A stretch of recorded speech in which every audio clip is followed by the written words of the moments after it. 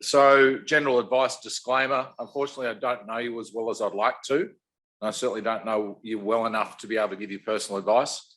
So therefore, if I say something that's inaccurate, you can't sue me, but you can sue any one of the advisors that's here. And there's a number of advisors here that you can sue, but you can't sue me. And I may actually, funnily enough, say something that doesn't turn out to be right. That's always a possibility. I went to university, so every guess I have is an educated guess, but it's still a guess, right? We're dealing with uncertainties. And there's probably more uncertainty now than there has been for quite some time, which we'll talk about. I'm a big fan of The Simpsons, comic book guy, worst year ever. It is literally the worst year ever for investment returns. So on that chart there is the annual return, and it's got 2022 year to date. The bond index, which is the Bloomberg Barclays Global Aggregate, and we've got bond market returns back to 1928. Thank you to the New York University Stern School of Business. And we have the MSCI World Index in US dollars, also back to 1928. Thank you to the New York Stern. So every year since 1928 is on there, and you can see 2022 is the worst. We've had the worst bond market ever. And typically when you have a really bad bond market, you tend to have a reasonably good equity market. Not this year. Everything's down 20%. So if you're looking at your portfolio going, I'm down 20%, I'm going to sack my advisor, everyone's down 20%. And it doesn't matter if you're a 60-40, 70-30, 80-20, all bonds, all equities, you're down 20%. So it is literally the worst year ever. And, for some investors who don't have any currency hedges, it has, according to Bank of America, the worst year for 60-40 portfolios in history as well. So it is literally the worst year ever. So that's just, I suppose, the context of we've already fallen a long way. So the narrative is not very positive, but a lot of it is already priced in. So it's just worth keeping that in mind. People tend to get very, very gloomy after they've lost 20% of their capital, and they get very, very positive after they've gained 20% of their capital. So that's the whole fear and greed thing. So we're in a fear market already. But so what I'm going to talk about is the mounting macro misery. Talk about that, and then so where are we from a sort of macroeconomic perspective and a markets perspective, and then most importantly, I mean, how do we position our portfolios? So, okay, we can be gloomy, but we're still going to be invested, and what we're going to be invested in. So in terms of misery, some economists a few years ago coined this misery index, and it's the addition of inflation and unemployment. So if you add the unemployment rate, which is say 3.5% in Australia, to the inflation rate, which is currently 7% in Australia, you have a misery index of about 10.5. Now we reached peak misery in the 1970s, and I was still in short shorts, but I do remember the 1970s. And music was pretty bad, fashion was pretty bad. We were fighting in Vietnam, we were conscripting people. There's a lot of flower power, but it was pretty miserable. There was massive unemployment, and there was crazy inflation. So it was a horrible time. Central banks have done a pretty good job over the past 50 years of getting that misery down. So getting unemployment down and getting inflation down. But you can just see on that chart, if we add the inflation rate and the unemployment rate for the US, UK, Canada, Japan, and Europe and average them out, you can see that misery's gone up. Now, we don't think of inflation as misery, but if you're a central banker, high inflation is as bad as high unemployment. Their mandate is to have price stability, and they get very, very unhappy, miserable if inflation's up. So this is a big change that's happened. Not so bad for Australia. So unemployment is still, as I said, very low, 3.5%. Anyone who wants a job can have one. In fact, you can probably have two jobs. There's almost more job vacancies than there are unemployed people. And in the US, there's 2 jobs available for every person. And inflation really hasn't started to pick up yet. It will as we go through the year, but it's still 10%. The misery index in Australia is 10%. So the RBA is obviously miserable. And so the probability of recession is now almost certain. We are, the weather's not too good out there. Hope you brought a brolly. So the probability of recession, so this is the Conference Board. This is a US think tank. And they're saying, look, it's pretty much a lock that we're going to have a recession in the US because rates are going up and growth is slowing materially. And we'll get into a few of the other issues there. So a recession is more likely than not. From my perspective, I really don't care if there's a recession or not. It's not important. what's important is capital markets, because you don't invest in the economy, you invest in capital markets. So the capital markets, as I showed you earlier, probably already priced in a recession, right? They've already fallen 20%. Bond markets fallen 20%. So the markets may have already, so whether we have one or don't have one, it's just a statistical measure that's not that important for investors. So we are seeing economists downgrading the outlook for economic growth. So this is the FactSet, which is a data system we use that aggregates a whole bunch of estimates across the market. So this is all the economists in the market, their median view on what growth is going to do. And you can see that estimated growth for this calendar year has been downgraded pretty much since the middle of the year. So we've seen that on the left-hand side. You can really see it quite starkly with Canada, US, Euro and UK, but also on the right-hand side, people downgrading China. China ended up growing, I think it was 3.9% in the September quarter. People think it'll probably slow to closer to 3% for the year, and that's down from the Communist Party target of 5.5%. So China's slowing, and obviously taking the rest of the world with it. If we look forward to next year, it's even more dramatic. So people are saying next year looks particularly ugly. All of those countries will have negative growth next year. I'm pretty confident of that. So at the moment, economists are still holding out some hope for positive growth. They'll all be negative. Australia, we're the lucky country. We'll get into a little bit of why we're the lucky country in a minute. But most people see, global growth being negative next year. And unemployment will have to rise. So one of the things that the US Federal Reserve needs to do is to create some slack in the economy so that we don't have inflation. And I'll talk a little bit about inflation in a minute. They have to engineer some slack in the labour market, i.e. a couple of million people have to lose their jobs. So economists are looking for the unemployment rate to rise from 3.7% this year to 4.9% next year, and then stabilising back in the sort of low fours. So the market's starting to price in a Fed-driven economic slowdown with a bit of unemployment coming in. So the issue with inflation is it's serially auto-correlated for any statisticians in the room, meaning it feeds on itself. So the formula is that inflation at time t is a function of inflation at time t-1. So you look at last quarter's inflation and you'll get a pretty good gauge on where this quarter's inflation is going to be. This is inflation in Australia since Federation. Used to be crazy. This was a massively boom-bust economy. It still feels like it now, but if you go back 100 years in time, you would have deflation of 10% followed by inflation of 20. Good luck trying to run a business in that environment. But before we put in an independent central bank in the 1970s, the government used to set interest rates, and so it was a pretty crazy economy. But it is serially auto-correlated. So if you just look at the numbers, inflation's 92% correlated in any quarter with the previous quarter, and it's 50% correlated with the previous year.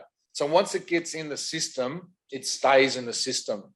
So it's really important to understand that, because everyone says, oh, it's just petrol prices and food, right, because of Ukraine and Russia. And petrol prices aren't going to keep going up as much as they have, and food prices won't keep going up. So it's all going to go back to normal, this concept of transitory inflation.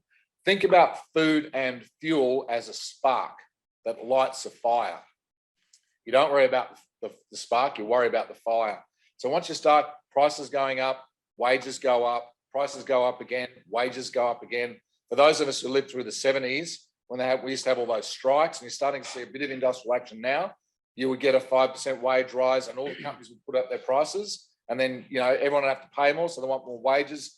So this serially auto-correlated nature of inflation is what central banks are really worried about. They're worried about it going to 5 and staying at 5, and that'll do a lot of damage to the economy. So for us, we're probably all relatively wealthy. We've got good wages. We can handle a bit of price inflation.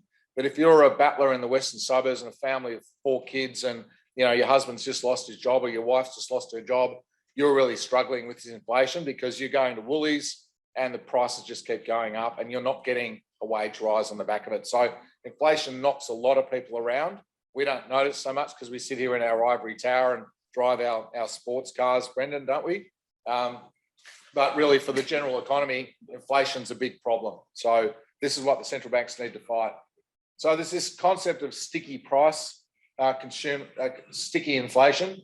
So one of the Federal Reserve banks, the St. Louis Fed, published this measure of sticky inflation. So it's things that like rents, rents are sticky. They don't go up and down like petrol or food.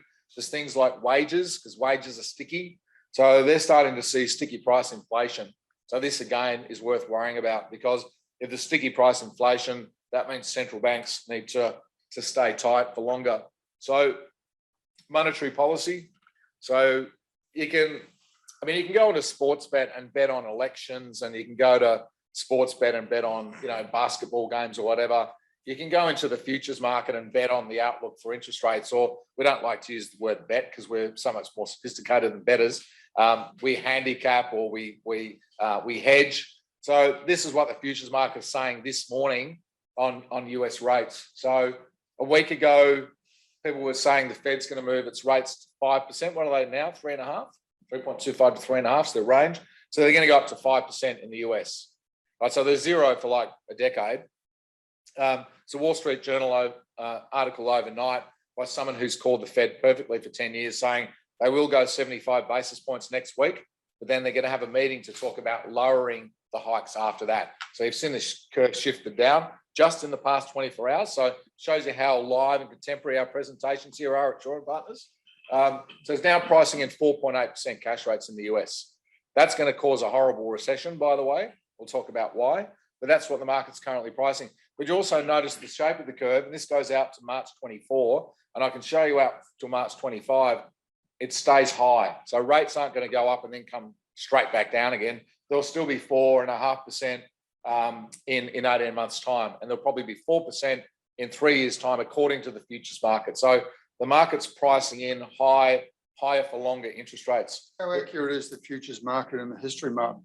It tends to overshoot in both directions.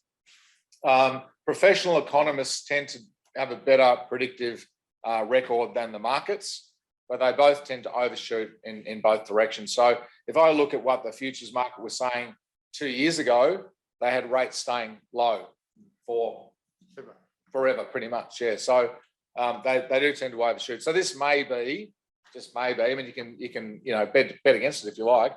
This may be too aggressive. Most economists don't see the Fed having to tighten by as much.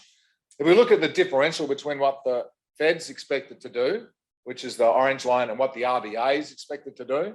So the futures market in Australia has cash rates going up to somewhere between 4 and 4.25. What are they now? 185, 2, what are they? Cash rates?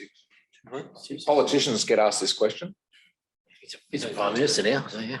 2.6 at the moment, right? So they go to 285 on Cup Day next Tuesday, and then they go 25 points in December.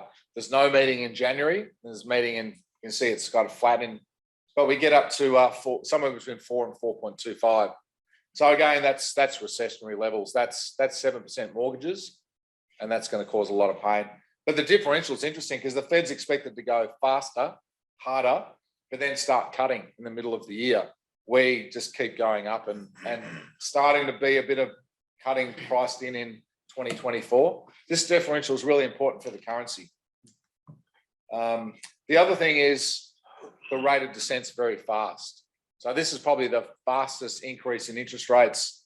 Well, this goes back to 2004, but there have been other hiking cycles, but they've generally, the Fed would move in 25 basis point moves, and they've thrown that rule book out. So they're all racing to get rates up. So that's got US, Australia, UK, and the Reserve Bank of New Zealand. And it's like there's a race between central banks to get up to 4% as quickly as possible.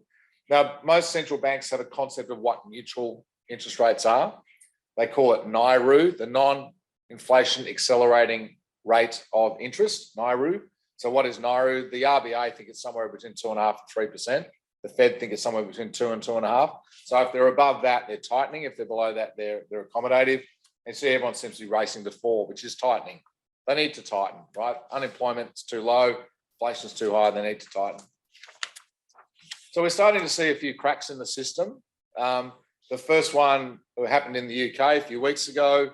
There's a lot of defined benefit pension schemes. If you're lucky enough to have one of these, it guarantees you a percentage of your final year salary for as long as you live, and it's linked to inflation. So my father and my father-in-law are both retired politicians, and they both have defined benefit schemes. So they're paid a percentage of a high court's judge's salary, because you can't link it to politicians because they just vote themselves pay rises. So it's linked to the high court salary judge, and it goes up every time they go up. So, and it's a lifetime annuity, and it's reversionary. So if my father or father-in-law pass away, my mother or my mother-in-law get the pension. So it's a brilliant financial product. If you ever get your hands on one of these, you have to spend 15 years in Parliament, so it's not easy, but there's a lot of these in the UK. So if I'm managing one of those, I have to hedge my liabilities, which are very long-term. So I've got lots of very long-term government bonds in there. I've got asset-backed securities that are long-dated. I probably own some toll roads and airports, some long-dated assets. So as long-term interest rates rise, the value of those assets falls, but my liabilities still keep going up, right? So that's what happened to some pension funds. They had to liquidate their bond portfolios. In fact, some of these UK pension funds were liquidating everything they had because they were running into problems because they'd margined up. So they'd taken out some insurance products and they had to put up collateral. Has anyone ever had a margin loan and your broker rings you up and says you've got to put more collateral because the market's fallen? That's what happened to some of these products. So we saw panic in the UK bond market, and the Bank of England had to step in and save the bond market. So that's one crack that we've seen. And we saw massive withdrawal. So this is the amount of funds in one particular product, which is the Insight high grade asset-backed security funds, had a lot of these pension funds in it. And you can see there was a massive withdrawal. So it went from having 5 or 6 billion pounds or euros in it to 2 billion in a couple of weeks. So big withdrawals, big sells in the bond market. The other crack that we're seeing, and this is like a pre-GFC warning bell crack, is the spread between US fixed rate mortgages and US government bond yields. So US 30-year bond yields are around about 4% at the moment, which is a pretty attractive interest rate.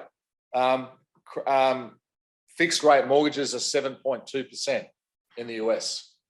So they were less than 2% about 2 years ago. And most Americans take out 30-year fixed rate mortgages. We all take out, or most of us take out, floating rate debt in Australia, which makes our economy very sensitive to interest rates. The US is mostly fixed rate mortgages. So that spread has never been this high since the 1980s. So even pre the tech wreck and the GFC, that's a warning sign, because what it's saying is it's very, very hard to get credit. If you're a US citizen and you want to borrow money to buy a house, the bank's going to charge you over 3% above the US Treasury rate, which is a big spread. And it means that they don't want to lend you money. So it means financial conditions are tightening, money's getting harder. And that's a big market, right? This is not like some obscure financial product somewhere in Hungary or something. This is the biggest housing market in the world and the biggest financial system in the world. So that's a little bit of a crack appearing there. And the other one is just central bank intervention. So when central banks have to step into markets to save them, the bullish narrative to that is that, they've got your back, right? The Fed put. If something really goes wrong, they're going to step in and bail you out. The bearish spin on that is that the intervention, the support's concerns, the tighter policy is causing things to break. So the UK bond market, the Bank of Japan's had to intervene in the currency market, and South Korea also had to step in and provide liquidity to markets. So we're starting to see some cracks appearing, which are of concern.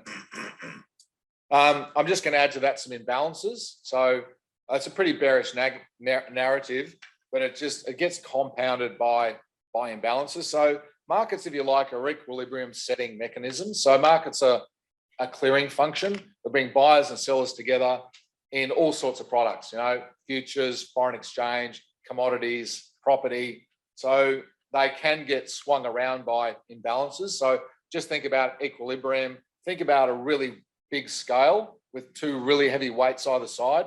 That's the imbalance. So some of the imbalances, first one is the amount of debt that's out there. So this is debt to GDP. This is government debt to GDP. And this is from The Economist. So the Bank of England's got records back to the 1600s. And governments tend to borrow a lot of money to wage a war.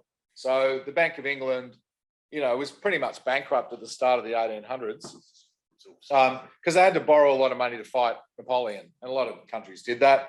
They then spent, 100 years paying that debt down. The US government took on a lot of debt to fight the Civil War, then spent 100 years paying that off, and et cetera, et cetera. So wartime environments, you tend to get these big spikes in government debt. And obviously, there's a forecast there. It's probably a little bit out of date. It's probably even more dramatic than that. Governments borrowed something like $10.5 trillion last year. Central banks are printing about $1 billion an hour in new debt. So governments took on all of the indebtedness to fight COVID. So I just think of COVID as like Hitler or Napoleon. It's like an existential threat. Don't worry about the economy. We need to fight the enemy. The enemy being, French imperialism or Nazism or COVID, right? So it's like a warlike environment. So you have a warlike budget. So the Australian government, 15% of GDP, right? Massive deficits, and we've still got them now. I mean, Jim Chalmers has just inherited a massive deficit and over $1 trillion of debt that we probably didn't need. It's like COVID didn't really do that much damage. I mean, I'm sorry people lost people to COVID, but as a totality, do we really need to spend 15% of GDP fighting COVID? Probably, but it's a big number. So there's a lot of debt out there. So the more debt you have, the more imbalances you have in the economy. So we do have historic high levels of debt, 260% of GDP globally. A lot of it's with government. If you want anyone to have debt, you want government to have debt because they can print money. You don't want your corporate sector and you don't want your household sector. In Australia, everyone looks globally at Australia, basket case. Household debt is through the roof. But our real estate's worth $10 trillion. We've got $2 trillion of debt. It's nothing, right? And we're not going to foreclose on our houses. We don't do that in Australia. They're floating rate, they go up, we pay them off. That's how we roll. So don't be concerned about this Australia's basket case because it's got $2 trillion of household debt. There's only 25 million people. It's a basket case. It's all secured against residential real estate. And if you want to own any asset class longer term, Sydney real estate's pretty good, right? It's a pretty nice city. I like it. I've been in a lot of countries in the world and Sydney's kind of, up there. Income inequality, there's not a lot of focus on this at the moment, but the reason we had the Arab Spring, the reason we got, Marine Le Pen almost won the French election, the reason we've swung to the right in Italy, the reason that we had Donald Trump in the White House, what were we thinking, is because of this. Someone comes along and says, I'm going to make it great like it was, like when we had slavery great, you mean? It's because the haves and the have-nots, the gap is massive. That's why we had the French Revolution, for heaven's sake, right? The haves and the have-nots. So the share of wealth held by the bottom 50% on the right scale is about 3% of all wealth is held by the bottom 50. The top 1% own 32% of all the wealth. So it's just a massive inequality. And COVID has narrowed the gap a little bit. I mean, that chart's a little bit misleading because the scales are different. You go from 0 to 5 on the right scale, you go from 20 to 34 on the left scale, but the gap's massive, right? And when you get gaps this big, you get political instability, as we're seeing around the world. I mean, the Tories can't find a leader. The UK is a basket case. Italy's probably been a basket case. Nice place to visit, but you wouldn't want to be a politician there. And we just got this instability, and it's caused by this massive gap between haves and have-nots, and that's not good for society as a whole. So that border is 4,000 kilometres long. That is Perth to Brisbane. It's wider than Australia. So imagine NATO tanks and troops and weapon systems along that border. The Russians don't want that, right? So I'm not condoning what they're doing in Ukraine. It's a war crime. There's no doubt about it. But that's why they're doing it. Because for hundreds of years, the military defensive strategy of the Russians, and they used this against Napoleon, they used this against Hitler, was you send the tanks or the ground army all the way in to Russia, winter sets in, you're surrounded by Russians, and you freeze to death, right? Everyone who's studied military strategy, you can take territory without troops, but to keep it, you need troops. You need boots on the ground. So he wants Ukraine and Belarus to be a buffer, just like they have been for hundreds of years for the Russians. So that's why they're in Ukraine. They talk about Mother Russia. It's all about domestic security. So what's the end game here? Nobody knows, but it's probably not pretty. I don't think Putin goes, okay, sorry, I made a mistake, my bad. and pulls his troops out. It's unlikely. So this is just going to keep instability. And then we've got the health issue, as I said. We talked about China. So low-income countries, it's a couple of months out of date, but it's probably still accurate, is that we're all double vaxxed, triple vaxxed. I'm triple vaxxed. So our doses per 100 people is 200, right? So everyone's got 2 vaccinations. If you go into the low-income countries, they're not even at 25%, right? So until everyone's double vaxxed, the world's not going to open up. So the recovery is going to take a lot longer unless Bill Gates decides to do to COVID what he did to polio. So Bill Gates should be Saint Bill, in my view, because he's basically eradicated polio with his foundation. So unless you get some supranational like Bill Gates to come in over the top, the world's going to take a very long time. And then we have midterm elections. These are next week, I think, or the week after. The Tuesday after the first Monday in November is what the legislation says. Why don't they just say Melbourne Cup Day? Everyone would understand that, right? Or the week after Melbourne Cup.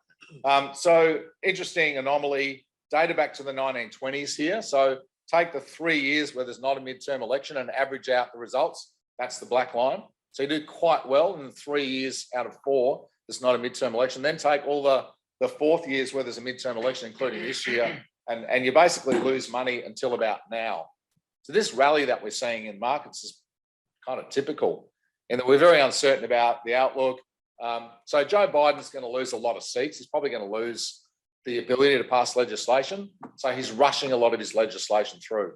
It's all of his climate stuff. He's getting that done now while he's still got the numbers. So it makes it hard for the Fed because he's doing expansionary fiscal stuff at a time they're trying to slow the economy. It makes them have to pedal harder.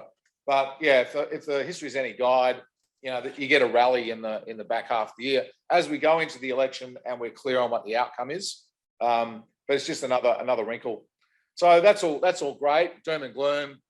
You know, sell your house, buy tin food, you know, dig a bunker, surround yourself with, you know, barbed wire, load up on ammo. You know, that's the kind of, you know, we're not going to do that, right? That's not our investment advice, Tomo. Might be your investment advice, but it's not our investment advice right now. So there's a few things we can do. So firstly, we're favouring defensive over growth assets. So I play soccer, but I follow AFL. I grew up in Melbourne.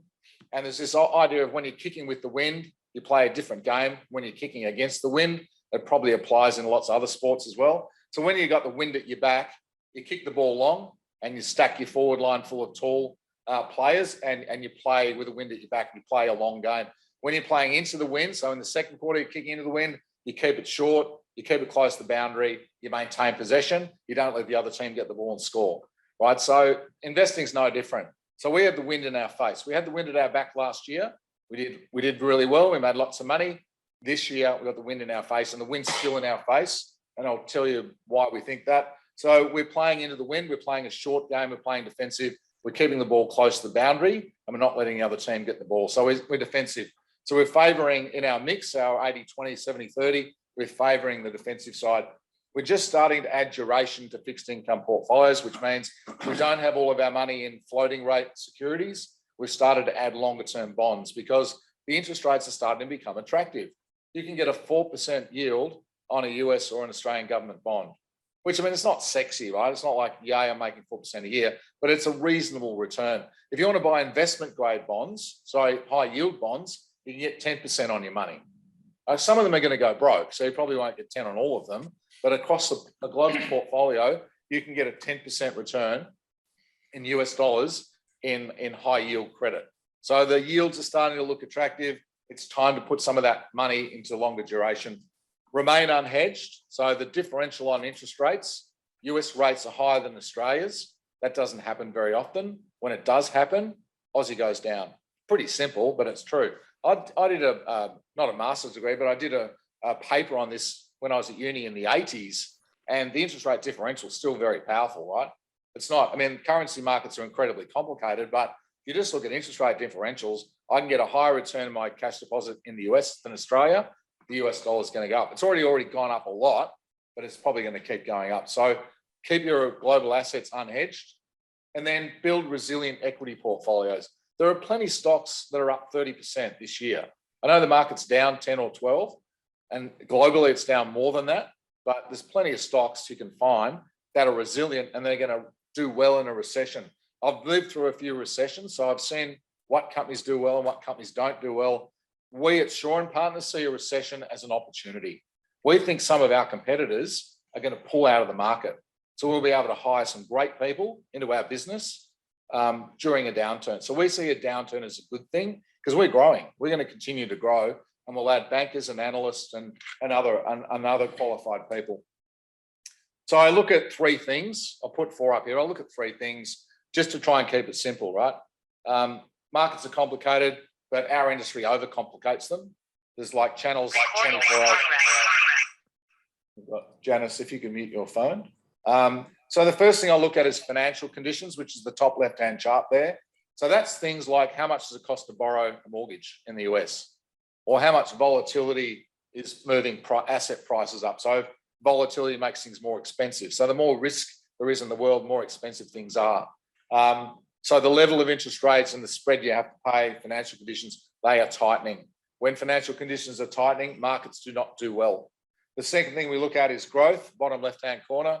Is growth, not is it high or low? I don't care. As I said, I don't care if it's a recession or not. It's what's the direction of growth? Is it accelerating or decelerating? That's really, it's the direction of growth. And so growth is tended to be measured backward looking. So the GDP data comes out with a 3-month lag.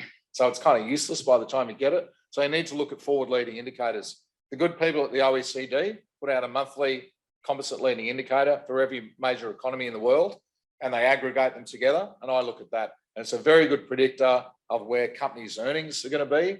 And it's actually a leading indicator, not just of economic growth, but of assumptions on company earnings. So that's tending down. So that just came out last week, I think, the latest number for September, and that's still trending down. So the global economy is slowing. When it's slowing, markets don't do well. And then thirdly, top right is what are central banks doing? And again, they're real rules-based organizations, so they're incredibly easy to predict what they're going to do. The direction is easy, the quantums are harder. So on there, we've got unemployment and inflation since 1948, since World War II. And you can see that we've got the tightest labour market, one of the tightest labour markets on record, and one of the highest levels of inflation on record. So you don't need to be a genius to work out the Fed will continue to increase interest rates until that changes. And who knows how long that's going to take. The markets think sometime next year, they'll be able to start cutting rates. I think that's probably a little bit optimistic. So they'll continue to increase rates until they get the inflation rate up. The inflation rate down and the unemployment rate up. And the last thing there is just, the 30-year bond yield. So you can buy a US 30-year treasury paying you 4%. So that's a bad sign for the equity market because, I'm getting a 4% dividend yield when bonds are 1%. I'm happy with that. If bonds are 4%, I'm still getting a 4% dividend yield. No, I want a risk premium on that. So maybe my yield should be 6%. That means the market needs to fall by 50%, right? So that's negative for the equity market. So all of those things, which we use to do our, what we call tactical asset allocation, was just a long way of saying, are you kicking to the wind or kicking with the wind? We're using that. So our positioning is underweight equities. So this is a balanced portfolio that we run. So if you're happy taking advice and doing the buy and sell decisions yourself, that's fine. But if you want us to take care of it for you, we can do that. So we run about 15 different strategies. I'm just showing you one here, which is our balanced gold portfolio. So if you want to earn cash plus 4 over the medium to longer term, cash plus 4%, we'll look after your money. And this is how we're investing it at the moment. So we've got some neutral weights, which we think you'll get that cash plus 4 over the longer term. Right now, we're 10% underweight in equities. So we typically have, say, 70% in equities. We've now only got 60 or 40 instead of 50 or whatever. So where we're overweight is hybrids, which are floating rate debt, debt securities, which is bonds, cash, obviously, and liquid alternatives, which is the bucket for everything else, if you like, uncorrelated assets. So we've taken 10% of the money we normally have in the share market and we've put it to work in debt, hybrids, and liquid alternatives, and we're holding a bit more cash because we think we'll see some opportunities. So we're not out of the markets because this strategy is wrong right now. This is not doing well this month because the equity markets are up. Our global income strategy is up 8% this month. So we're we're actually giving up a bit of ground, but we're not trying to pick the market month to month. We just see the wind blowing in our face and we still see some downside potential, but we're still in the markets. We're not telling people get out of the markets and buy tin food. Be in the markets, because over time markets will get you where you want to go. We're just trying to, I suppose, steer it at the moment. As I said, we're adding duration to fixed income portfolios. Instead of having all of our money in floating rate bank hybrids, we're starting to add some bonds. So we've had some 30-year zero coupon US Treasuries, a little bit out there. And the reason that is we think that inflation expectations may be peaking. Inflation is not peaking, inflation expectations. Again, you can hedge against anything, including what people think inflation is going to do. So you've got this inflation-linked securities, and from that you can back out what the market's pricing in for 2 years inflation in the US. So during COVID, people thought inflation would be negative 2 years. You can see on the left-hand side, we went to negative 0.68. So people thought prices would be negative. Fast forward 2 years, people thought prices would be going up by 4.8% for 2 years. They now think they're about 2.7 to 3. So inflation expectations have peaked. And you can see the red line there. People expect inflation to go back to where the Fed thinks long-term interest rates are, 2.5%. And they think they'll do that within 2 to 3 years. So if inflation's 2.5, I can get 4 in a US Treasury. That's a 1.5% real yield. That's not bad. Not for everyone. I personally would like to make more than that. But for a lot of people, that's a good, solid, stable return. I can beat inflation and still make some money. As I said, stay unhedged. So that's the dollar. So the dollar kind of floated in 85, 86.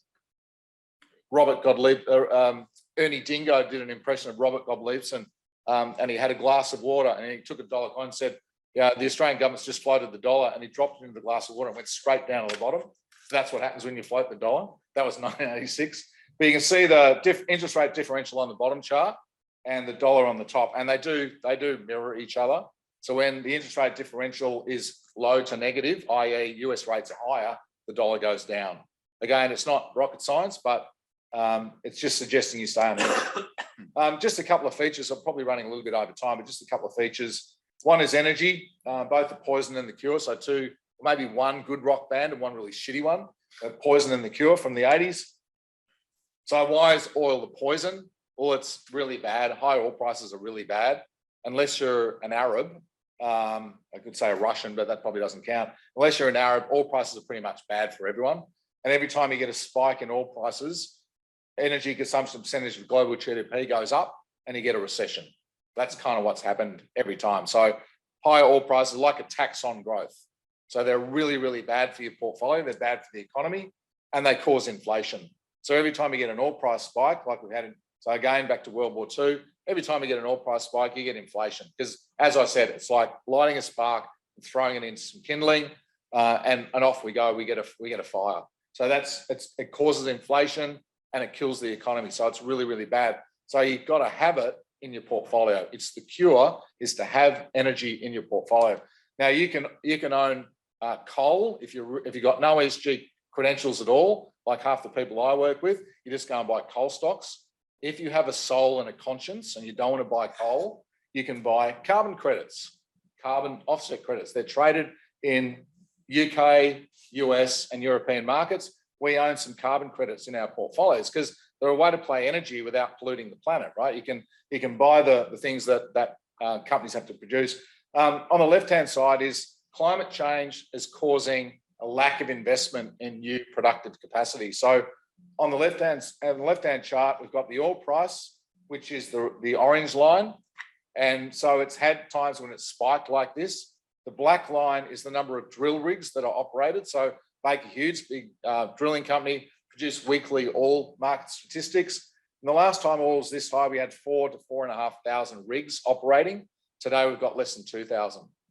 So people just aren't drilling for it. So Rishi Sunak just banned fracking again. So Truss said, yeah, you can frack. So for 45 days, you could frack. And now Rishi Sunak said, no, you can't. So governments are saying, we don't want you to frack. So there is less investment, which means what? Higher oil prices, right? So oil prices are going to be structurally higher. So you need to own energy in your portfolio. The second part of energy is new energy. There are going to be hundreds of millions of electrical vehicles produced that need copper, that need cobalt, that need lithium, that need graphite, that need rare earths. We're not going to have enough of that stuff. So you can invest in any of that basket. You just got to have some exposure. So lithium is the one that everyone talks about because Australia's got 60% of the world's hard rock lithium. In fact, it's all in Western Australia. So Western Australia has 60% of the world's known resources of hard rock lithium. So you've got to have, whether it's copper or nickel or lithium or cobalt, you've got to have that. It makes up about 2.5 to 3% of the market now. So these groups of stocks are bigger than Woolworths. So would you have Woolworths in your portfolio? Probably. So make sure, I'm not telling you which one to buy. We've bought Pilbara in our core portfolio. We've got Independence Group, which is another provider in our growth portfolio.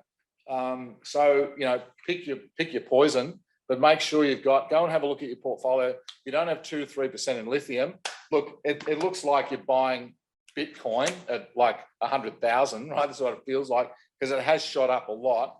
I'm not saying today is the right day to buy it. Maybe you're smarter than me. Maybe you can pick the sell-off whenever that's going to happen. But I think it's sensible to have some exposure to the EV story. Copper is probably a safer way to play it because even if the EV story doesn't pan out, copper's got broader uses, whereas lithium's pretty much all about lithium-ion batteries. So in terms of our positioning, this is our large cap portfolio, overweight energy. So market weight's about 4 or 5% in energy. We're more like 10. We've got Santos and Woodside. I'll go through the stocks in a minute, but overweight energy because it's the poison and the cure. If you only do one thing from today, make sure you've got a good allocation to energy. And depending on your ethics, you might be in Whitehaven Coal or Woodside or Santos or some carbon credits or whatever. But make sure you've got that energy because if the situation in Ukraine gets worse and someone fires a dirty nuke or something, the oil price is going to go through the moon. The portfolio is going to get smashed, but your energy stocks are going to do really well. So make sure you've got that as a hedge. And we don't like banks. We think housing prices are going to fall. They're already down 10% in Sydney. They're going to continue to fall. And central banks are creating unemployment. They have to. And when unemployment goes up, that's when banks have a problem. We're not saying they're all going broke or anything like that. There'll just be more defaults. So the Bank of Queensland came out with their results the other day for the entire year. So they've got a multi-billion-dollar lending portfolio. For the entire year, they had 14 million, 1-4 in defaults. That's all, right? No one is defaulting. And everyone's just assuming that no one ever defaults. But if interest rates keep going up the way they are and house prices go down 10, 20%, and people start losing their job, there will start to be defaults. And you don't want to own banks when that happens. So we're very underweight banks again. That's hurting us right now because all the banks are gone ripping this month. But we're doing very well on our energy and transport is pretty much Qantas. We've got Transurban and Qantas.